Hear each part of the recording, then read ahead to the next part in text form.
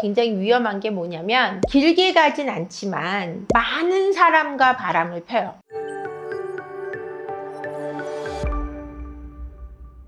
불륜이 지속되는 기간 궁금하지 않으세요?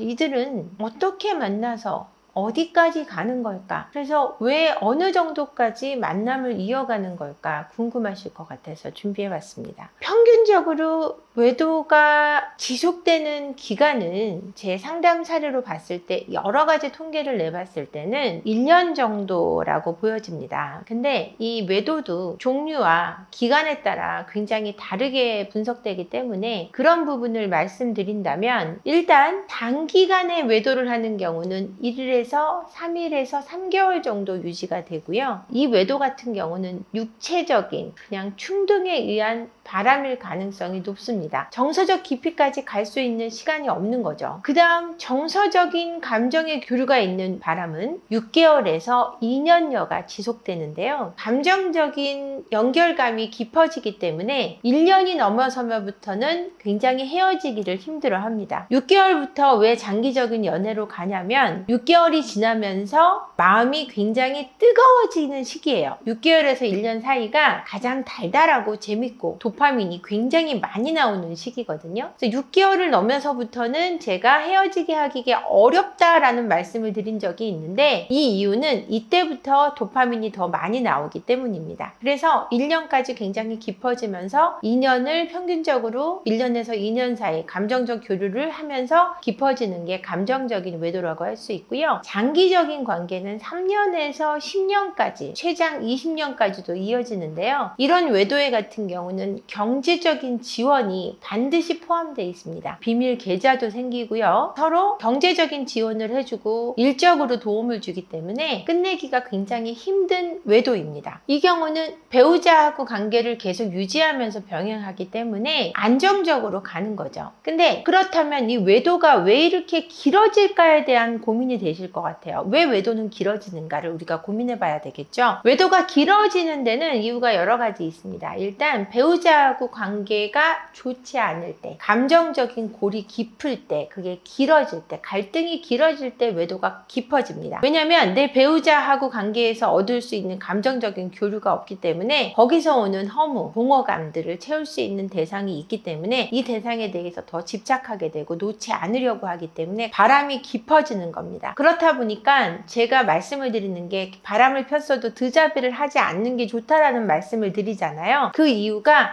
이 드자비를 하면 할수록 외도한 대상에게 돌아갈 확률이 굉장히 높기 때문이에요. 내가 이렇게 드자비를 당하면서 여기서 사는 것보다는 자유롭게 도파민 나오는 삶을 살겠다라고 결정하게 될 가능성이 높기 때문에 제가 드자비를 그만하시라고 말씀을 드리는 거거든요. 그리고 배우자하고 관계가 안정적일 때도 이 외도는 오래 갑니다. 비밀 유지가 안정적으로 된다라는 말을 해드리는 게 더 좋을 것 같아요. 배우자가 나를 전혀 의심하지 않고 배우자하고 관계에도 아무런 문제가 없을 때 이 관계도 깊어집니다. 배우자하고 관계가 그럼 많아도 문제고 적어도 문제라는 뜻이냐라고 말씀하실 텐데 맞아요. 두 개 다 바람이 시작된 이후에는 두 개 다 장기적으로 바람을 끌고 가는 원인이 됩니다. 그럼 어떻게 해야 되냐고요? 그건 케이스마다 다르기 때문에 케이스마다 다르게 제가 컨설팅을 해드릴 수 있을 것 같습니다. 감정이 깊어질 때 장기적으로 갈 수밖에 없고요. 아까 말씀드렸다시피 경제적인 지원 구조가 마련되면 이 관계는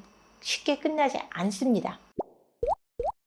불륜을 오래 유지하는 사람들은 어떤 방식으로 들키지 않고 유지하게 되나요? 불륜을 오래 유지하는 사람들은 마인드가 달라요. 마인드가. 그러니까 일단 집에서 갑의 자리에 있는 사람들, 남자들, 여자든 내가 내 배우자를 이기고 산다, 누르고 사는 사람들은 잘 들키지 않아요. 왜냐면 내 개인적인 용품이나 이런 거를 못 만지게 하고 못 보게 하고 핸드폰도 내가 일적인 것 때문에 안 보여주는 거기 때문에 보려고 하지 마 라고 하면 그 의리였던 배우자는 그걸 이렇게 넘어서기가 굉장히 어려워요. 그 선을. 그러니까 선이 있다고 하잖아요. 그 선을 넘어서기가 너무 어렵기 때문에 이렇게 해버리고 나면은 장기적으로 유지가 됩니다. 이런 심리적인 원인도 있고요. 그 다음에 물리적인 구조로는 핸드폰을 2개를 가진 경우가 많아요. 그래서 핸드폰을 밖에서 쓰는 것과 안에서 쓰는 것을 철저히 분리한다든지, 그리고 감정적인 요동이 좀 덜 하다든지. 감정적인 깊이가 너무 깊은 외도는 걸려요. 저쪽에 너무나 많이 쏠려 있기 때문에. 근데 내가 감정선을 잘 컨트롤하는 사람이다 하면 그게 걸리지 않고 서로 상간자나 상간녀나 이 바람을 피는 아내거나 유책 남편이 감정적으로 굉장히 흔들리는 사람이 아닐 때 굉장히 길게 유지가 됩니다. 그래서 핸드폰을 전혀 못 보게 한다든지, 이렇게 갑질을 하는 배우자, 이럴 때는 외도를 하고 있을 가능성이 되게 높고요. 그리고 철저하게 두 개의 폰으로 구분되어 있는 사람, 그리고 감정적으로 요동이 적은 사람은 잘 들키지 않아요. 그리고 오랜 바람을 유지합니다. 너와 내가 굉장히 철저하게 분리하려고 하는 사람들이 있어요. 생활에 있어서. 이런 사람들은 일단 의심을 좀 해보셔야 될 것 같아요. 단기적인 외도랑 장기적인 외도는 어떻게 다른가요? 일단 아까 말씀드렸다시피 단기적인 외도는 육체적인 부분에 몰입돼 있고, 장기적인 외도는 감정적인 것에 좀 몰입돼 있어요. 그래서 그 차이가 있는데, 이 단기적으로 바람을 피는 사람들도 굉장히 위험한 게 뭐냐면, 길게 가진 않지만 많은 사람과 바람을 펴요. 그래서 빨리 끝내고 또 새로운 사람을, 빨리 끝내고 새로운 사람, 이러면은 바람이 잘 걸리지 않아요. 걸리지 않고 적절히 그냥 진짜 엔조이 하는 정도로 단기적인 외도를 반복적으로 할 수 있다는 거죠. 장기적인 외도는 그래도 걸릴 확률이 높아져요. 왜냐하면 감정이 들어가기 때문에 이 감정을 주체 못하는 게 보여요. 굉장히 기분이 좋아 보이다가 어느 날은 굉장히 기분이 나쁘다. 특히 원인은 없단 말이에요. 일적으로 가정적으로 문제가 없는데 자기 혼자 감정이 요동치고 있다는 거는 장기적인 외도를 하면서 감정적으로 몰입돼 있다는 뜻이거든요. 그래서 이런 것도 좀 봐야 되고, 장기적인 외도가 결혼까지 생각하냐라는 걸 궁금하실 텐데, 그들은 이제 미래 계획을 세우긴 해요. 우리가 나중에 같이 살면, 할아버지 할머니가 돼서, 또는 아이들이 다 크면, 이런 계획을 세우면서 자기네 나름대로 목표를 갖고 있는데 동상이몽일 확률이 되게 높죠. 남성분들 같은 경우는 외도를 해도 가정을 잘 안 깨려고 하는 경우가 많아요. 왜냐하면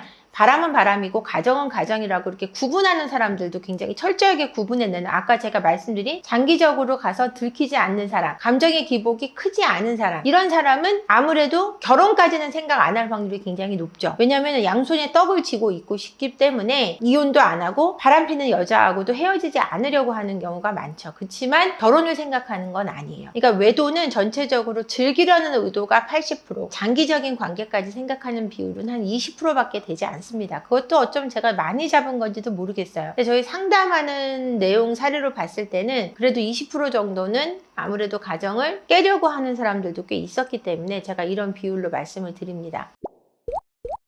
몇 년간 장기적인 불륜의 사실을 알게 되었을 때 혹시 대처법이 있을까요?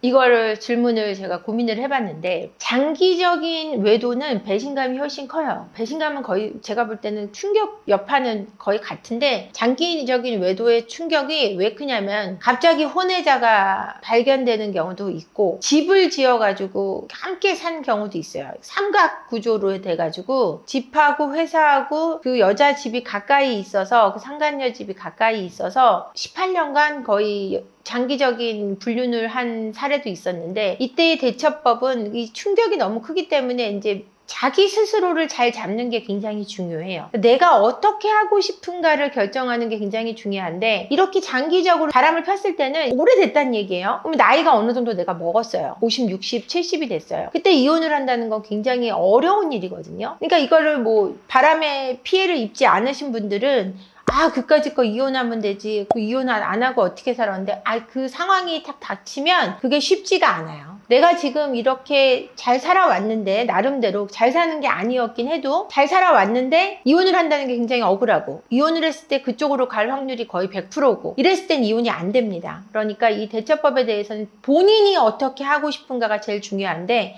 일단 본인이 어떻게 하고 싶은지 결정을 하려면 정신을 차려야 돼요. 내가 제정신을 차리지 않으면 이 상황을 마무리할 수 없어요. 그러니까 나를 일단 제정신 차리게 해서 혼자라도 상담을 받는 게 굉장히 중요하고요. 그래서 내가 제대로 된 정신을 찾게 되면 그때 가서 내가 원하는 바를 결정하는 게 가장 좋습니다. 불륜이 지속되는 평균 기간은 제가 상담 사례를 찾아봤을 때는 짧게는 6개월, 길게는 1년, 평균적으로 1년어를 볼 수 있어요. 장기적인 바람을 이렇게 통계를 내보면, 사람들의 통계를 내보면 한 1년어를 들 수 있는데, 단기적인 바람은 육체적인 그 욕구, 충동에 의한 바람이 맞지만 1년 6개월에서 1년이 넘어가면서부터는 장기적인 바람으로 분류가 되면서 아무래도 감정적인 결속이 깊어진다는 얘기를 해드렸습니다. 그러니까 제가 누누이 말씀드리다시피 바람은 빨리 눈치채고 빨리 잡는 것이 중요하기 때문에 서로 감시를 하라는 게 아니라 부부간의 긴장감을 좀 놓지 마시고, 긴장이라는 게 제가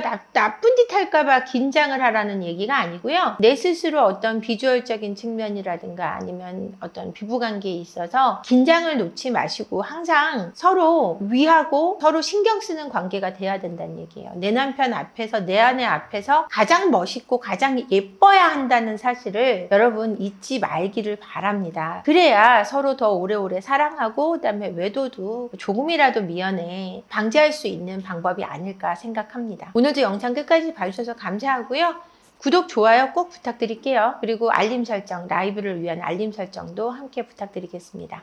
고맙습니다.